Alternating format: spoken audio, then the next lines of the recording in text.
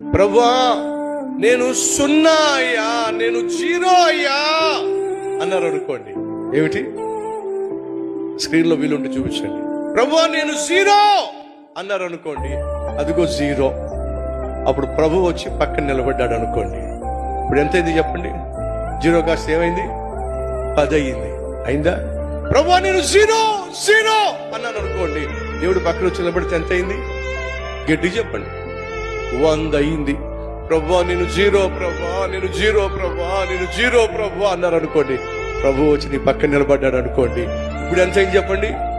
మీకేం అర్థమైందో చెప్పండి.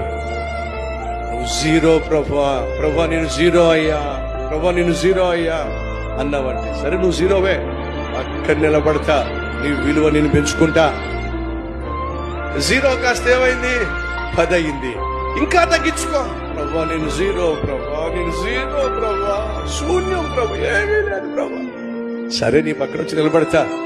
ఇప్పుడు నీకేమవుతుంది? 0 అంటే పక్కన వేసే ఉంటే 10, 0 అంటే 100, 0 అంటే 1000. ప్రభువా నా బ్రతుకంతా 0 ప్రభువా, 0 ప్రభువా, 0 ప్రభువా, 0 ప్రభువా, 0 ప్రభువా. సరే అడవకో, వస్తున్నా అని వచ్చి ఆయన పక్కన నిలబడ్డాడు అనుకోండి, 1,00,000.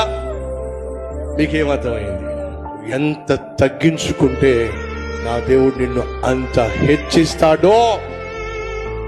ఈ వాస్తవం మనం తెలుసుకుంటే ఎంత బాగుంటుంది.